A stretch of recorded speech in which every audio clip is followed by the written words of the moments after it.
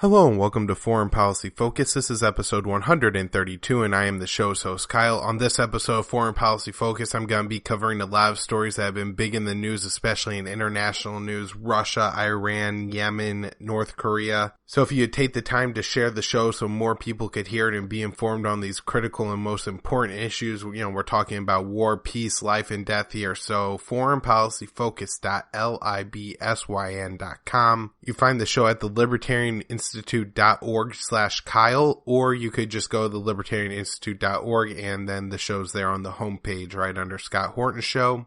Or you can go to Facebook and search Libertarian Union and you will find my show there along with a bunch of other great podcasts. So any of those places, share the show. I'd really appreciate it. First thing I'm going to talk about, I think is probably the most important news story, and that is the United States shared intelligence. I believe that originated from the CIA with Russia, and I believe this was a direct move from Trump that apparently prevented a terror attack from occurring in Russia. I don't know if the Russians would have otherwise been able to prevent this terror attack or not. However, it seems what happened here is that Trump probably saved the lives of quite a few innocent Russian civilians, as terror attacks are often targeted at people that have absolutely nothing to do with the interventions overseas. They're merely people just trying to go about their lives. And so, like what I'm saying here is likely what we have is Donald Trump saving some Russian civilians. The best part of this is obviously that this is something that's a very good faith, kind of goodwill gesture from the United States towards Russia, to say, hey, we could all be friends here, we could work together in a mutually beneficial way. This is showing everybody involved that the two sides could work together for the benefit of everyone.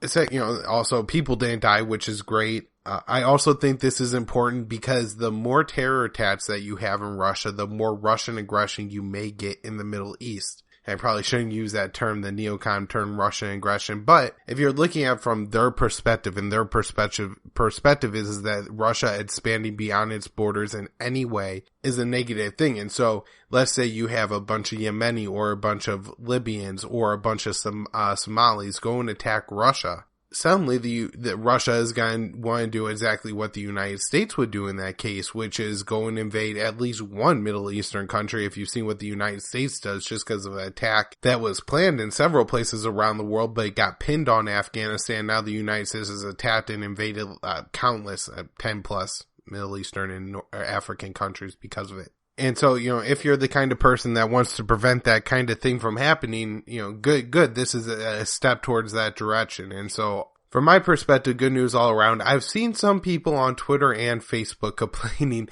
oh, this proves the Russian collusion or something like that, or this is, Putin and Trump, doing, some male bonding or whatever gross, adjectives they like to throw in there. But anyways, I don't think this is that. I think this is a good move. I think from Trump and Putin's perspective, this could be something that starts a positive relationship between the two countries when so much has been so negative lately and so much has been so dangerous. Next, I want to talk about Yemen. Bringing it back to Yemen, of course, we are approaching the 1,000th day of the Saudi war in Yemen. It started in March of 2015, I believe March 25th. I'm not sure if day 1,000 is the 19th or the 20th, but that is just around the corner. Now, as Will Porter came on this show and detailed, we don't know how many people have died from the Saudi war against Yemen, or killed in the blockade or by the famine of the country. But we've, know tens of hundreds of thousands of people at least, have died there. But we don't have an exact number there. What we do have some good numbers on are from Iona Craig, who apparently is doing like a Yemen database, and kudos to her. Everybody should go check this thing out. Let me get the website real quick because this is that important. Oh, so apparently I got this news through a MailChimp email send out. So what I'll do is I'll go ahead and link to that page in the show notes. Everybody go click on it because the work they're doing here is super important. What they've done is they've identified about 2/3 of Saudi airstrikes in Yemen, and then another third they really don't know what those airstrikes hit. 38% of the total airstrikes hit military targets, and 31% hit civilian targets. Of the civilian targets hit, 342 were educational. So think of it, this way. They've been at war for 1,000 days. 333 would be, this is roughly 1/3. So in Yemen, 1 out of every 3 days, the Saudis bomb a school or an educational facility of some kind. Try to imagine what it must be like for a parent to know that likelihood that their child is going to be bombed. And for them, I'm sure the fear is exacerbated. I mean, I was just thinking back to what, life was like in my childhood after 9/11, and people were like, I'm afraid to go to the St. Louis Rams game or the St. Louis Cardinals game because, they may be targets for terror attacks. People held their breath on holidays and during the Super Bowl, that these were huge targets for the terrorists. And while 9/11 was, of course, a huge event, it was, a one-off. It was something that didn't happen very often here. Every third day of school is bombed by Saudi Arabia. So I just hope that puts it into context a little bit. 386 farms have been identified to be bombed. 183 markets, of course, markets where you get your food. So if 1 out of every 10 days or so, or 1 out of every 5 days about, the local Walmart explodes, this is a real problem for people. I mean, you must be terrified to go out of your home at any time. We had 102 water electric plants bombed or destroyed. This, less of the fear thing, but just of the critical infrastructure in Yemen, where you have a situation where there's a massive cholera epidemic that's killing a lot of people just from succumbing to dehydration. They diarrhea, and they vomit themselves to death. And so the Saudis are bombing the facilities that would prevent this from happening. They're not allowing it. Also, they're blockading Yemen. They're preventing the chlorine tablets from entering this city. And so if you look at a situation like what we have in Sana'a right now, the capital city of Yemen, where Saudi Arabia has bombed the water treatment facilities and they've bombed the electric plants. They're preventing fuel from entering Yemen so nobody could run generators, and they're preventing food and the chlorine tablets from entering Yemen. So you have a situation where there's no, government supplied clean water or electricity, and the Saudis are preventing any of that from coming in to be able to kind of use like on a smaller, more private scale. And so when people get cholera from drinking bad water, the fact is that there's no other water to drink right now in Yemen because of the situations that the Saudis created. And this just goes to show that they're obviously 100% responsible for the deaths. And likewise, the United States bears responsibility for the same reason. Saudi Arabia could not be doing this to Yemen without the United States support. Obviously, if something like this was going on in the UN where the US was unhappy with that country or didn't like that country, there would be UN resolutions passed all the time against the actions of this country, like what we see in Iran or North Korea, where they're constantly going after these countries for human rights abuses, but where we have the biggest humanitarian crisis in the world right now in Yemen, where the Saudi Arabia is actually, honestly, committing a genocide. This isn't me being hyperbolic. This is me telling you the absolute truth that there's a genocide, an actual genocide going on in Yemen, and the UN does nothing. That's because the United States provides the diplomatic cover for that to happen. Then we're also providing the Saudi planes with mid-air refueling. We're providing them with intelligence. We're providing them with logistical support and maintenance, and possibly even helping them fly their planes to Yemen. And so the war that Saudi Arabia right now is waging against Yemen would be absolutely 100% impossible without United States support.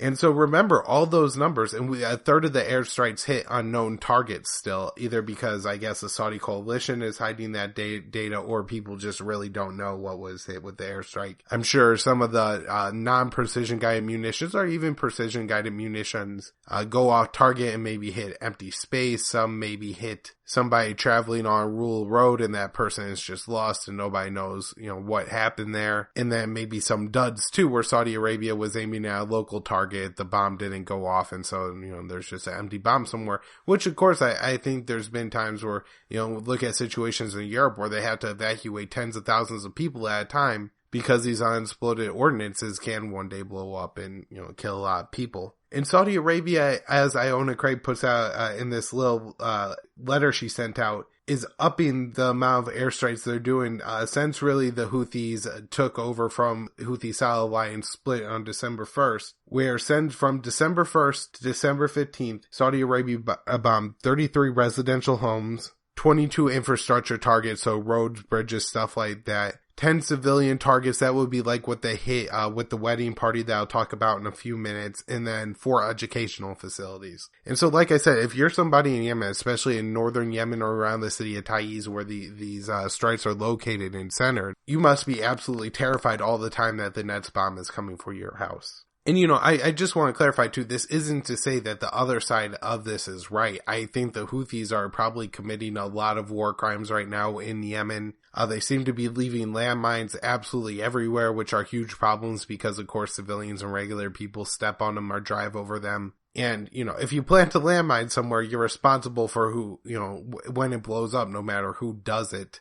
They seem to be imprisoning a lot of people that are, were former friends of Salah, where they weren't actually, maybe they're enemies anymore. So, like I said, it doesn't seem like the Houthis are great people, but they're not committing a genocide in Yemen. They don't really have the ability to. Saudi Arabia absolutely does. Now, in spite of everything I told you, the United States would have you believe that Iran is the problem in Yemen. Of course, up until this point, the United States hasn't proved any real links between the Houthis, a Shia Zaidi group in northern Yemen, and Iran. There's no real land bridge linking the two. Saudi Arabia or Iran would have to go around the far side of the Arabian Peninsula to get to the area of Yemen where the Houthis are located. Saudi Arabia has the country under complete blockade.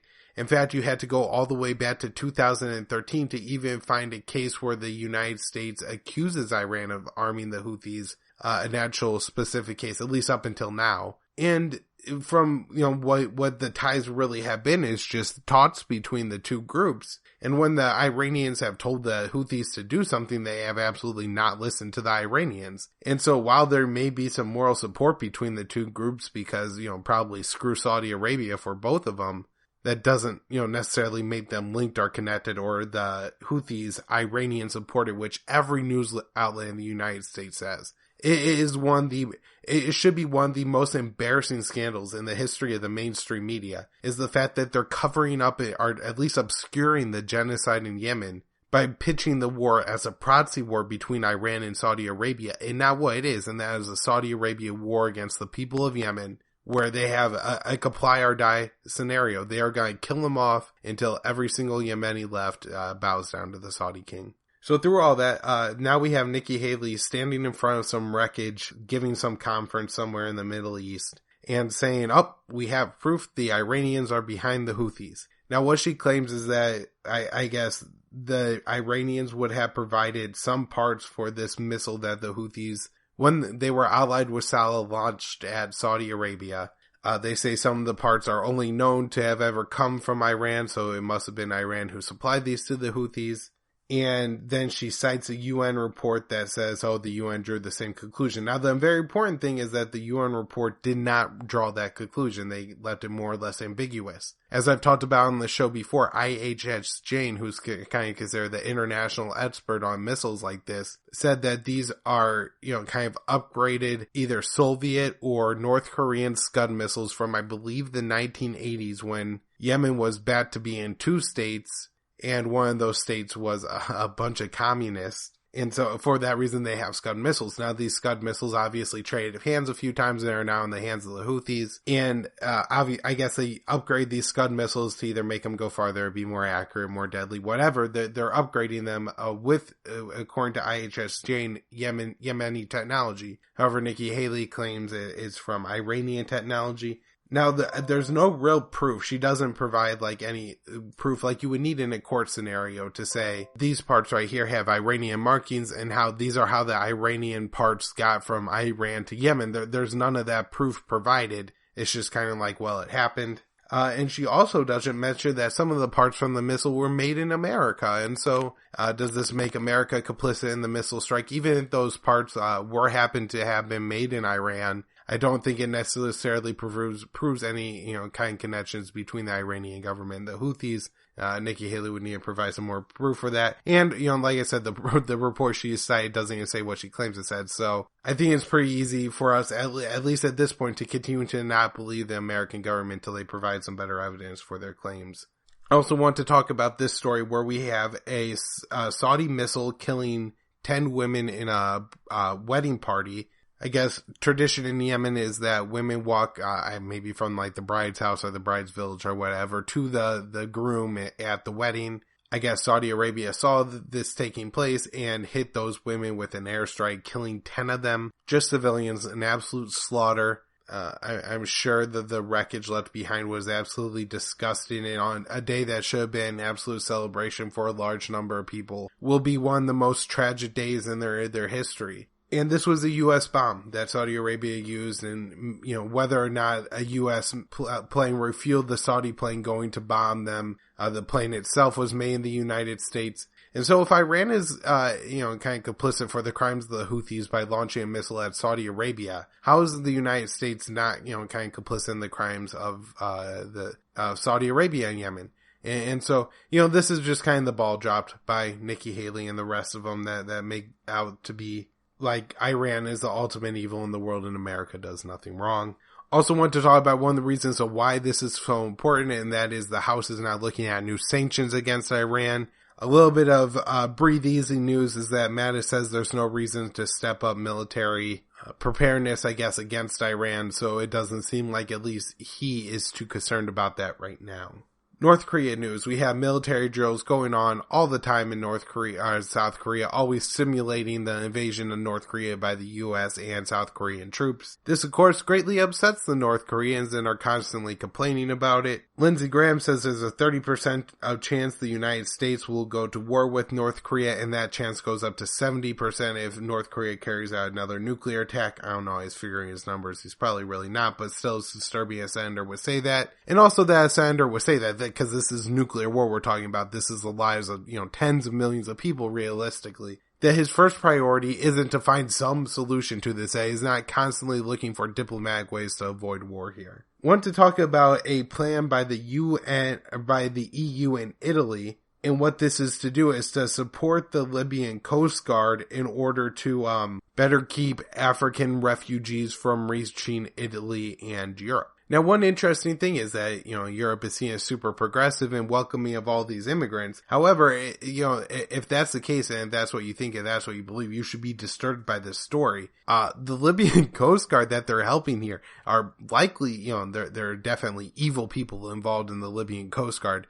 Not to mention what Coast Guard, there's 3 competing governments in Libya. So that, that presents another problem is that you could give weapons and you could prop up this Coast Guard and give them new boats and everything. But you don't know who's going to control the Libyan Coast Guard a year from now. So it seems insane to do this. But if you read stories about Libya, the detention facilities the refugees are put in are absolutely horrific. They're overcrowded. There's rape constantly going on in Libya. Refugees who make it to Europe, say there's huge amounts of rape. A large percentage of those rapes are coming from people in military uniform. And so really what you're doing by helping the Libyan Coast Guard is likely just helping a bunch of rapists. Read a report that there's a whole bunch of unaccounted for foreign fighters from the Islamic State in Iraq and Syria.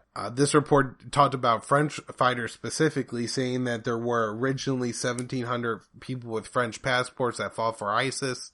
They count between, I believe, 250 and 300 of them being killed, and then another 500 remaining in Iraq and Syria, which that number to me doesn't seem right. I don't think there's that many ISIS fighters left in Iraq and Syria, and so I would be absolutely shocked if such a high number of them were French fighters, but I suppose it is possible. Anyways, the more important thing, then there's another 500 that are absolutely unaccounted for. I guess 400 to 500 they're estimating they're unaccounted for. And so I guess first this goes to the United States for letting all the jihadists flee Raqqa when we had them surrounded there. Or tie this back to the United States allowing the ISIS fighters to flee Raqqa or not. But I think this is a huge potential problem still. And as much as I'm not for airstrikes against ISIS or anywhere in the Middle East, the United States has, and our Western allies have incurred a lot of blowback, and there's a lot coming. There's a lot of hatred against us because of all the people we've killed and are killing in the Middle East and around the globe. And so I guess, what I'm saying is, you don't want to blow all these people up, but these people are going to be a problem. These people are going to hurt innocent civilians. And so, it creates quite an ethical dilemma of how to solve this problem. But, it's important to be aware of it, and it's important to know that things didn't have to be this way and that the solution always isn't more killing. Russia has resumed flights with Egypt. Not many people remember in 2015, and a Russian plane was downed over the Sinai in Egypt, likely by ISIS. And so Russia had cut off ties with Egypt, but Putin's visit last week, this looks like more Russian outreach to the Middle East and Arab world. All right, everybody, that's where I'm going to wrap up the show today. A couple notes on the show. I saw today Trump put out a new strategy paper or policy paper related to foreign policy. I will be talking about that on the next show. Maybe I'll see if I can rope Will Porter on to talk about that with me. And we're coming to the end of 2017, just a couple days left, a couple episodes left in the year. So I'm going to do a year-end review episode looking at doing that the final week of the show. I'm not sure what I want to do. So I have a poll in my Facebook group. If y'all want to have some influence on it, the group is Foreign Policy Focus. Just search in your Facebook bar. I'll make you to the group and then you can vote on it. And let me know what you want to see. I have a lot of possibilities and options that I could do. So I'll try to do something cool if you want. Show foreignpolicyfocus.libsyn.com. It's on iTunes. Leave me a rating and review there. It's on the libertarianinstitute.org. It's on the Libertarian Union on Facebook. So any of those places you can absolutely find the show, like those places, share those places, do all the things that help a show to grow. I'm on Twitter at KYAAALE, and I do a daily news roundup that can be found at the libertarianinstitute.org and on my personal website, kylesfilesblog.com.